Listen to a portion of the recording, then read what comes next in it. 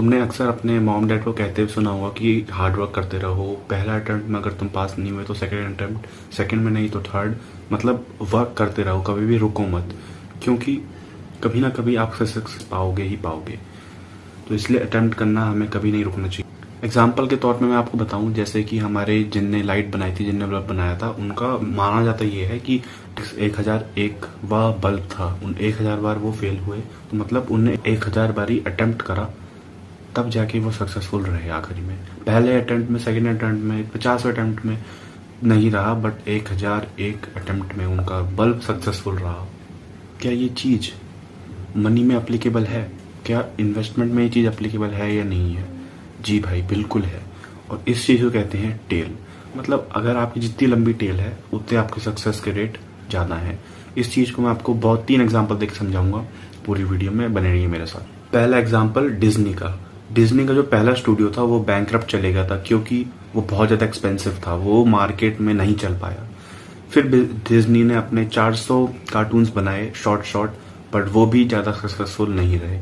उन्हीं में से 2 निकले, snow white and 7 drops. Snow white and 7 drops यही 2 कार्टून थे जो कि उस समय हिट कर गए, और मोस्ट ऑफ दी डिज्नीज मनी इन्हीं दोनों में से आए। इन 2 कार्टून्स ने डिज्नी की किस्मत ही पलट दी। डिज्नी ने 8 मिलियन अपने पहले 6 महीने में बनाए जब ये कार्टून रिलीज हुए, और इतना बड़ा अमाउंट डिज्नी ने आज तक नहीं बनाए थे, उनके 400 कार्टून होने के बावजूद भी। बस इन्हीं 2 कार्टून्स ने, स्नो वाइट एंड 7 ड्रॉप्स जो मैंने तुम्हें बताया, इन्हीं 2 कार्टून की वजह से डिज्नी 8 मिलियन प्लस कमा पाई उस समय। डिज्नी ने अपना सारा डेब्ट मिटा दिया, न्यू लैंड परचेज करी, न्यू स्टूडियोज बनाने लग गए।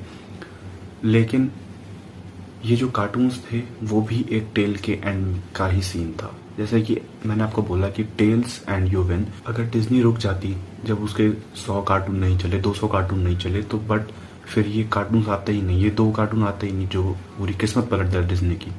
इसलिए उन्हें मेहनत करते रहे, और आखिरी में आज डिज्नी बहुत बड़ा प्लेटफॉर्म है। डिज्नी का जो सीईओ था वो सेलिब्रिटी बन गया, उसको ऑस्कर मिला, एंड वो लोगों के नज़र में बहुत बड़ा इंसान बन गया, सेलिब्रिटी बन चुका। बट बिजनेस टर्म्स में केवल 83 मिनट्स, जो कि आपके 2 मैंने कार्टून बताया, केवल उन 2 कार्टून्स के 83 मिनट्स ही सब चीज़ था, वही गेम चेंजर था। वो 83 minutes, it was all. But yes, to produce snow white and 7 drops they had to make 400 cartoons. Investment के गुरु वॉरेन बफेट, उनका भी ऐसी कुछ हाल था। एग्जाम्पल नंबर 2 मैं आपको बताता हूँ। हमारे जो इन्वेस्टमेंट के गुरु हैं वॉरेन बफेट, उनने 500 प्लस कंपनी में इन्वेस्ट कर रखा था, लेकिन केवल 10 ऐसी कंपनी थी जो कि उन्हें रिटर्न और इन्वेस्टमेंट दे पाया। But to reach those 10 companies he has to make a tale of companies, he has to make a tale of investment companies. That's why tale is important for anything you do in your life.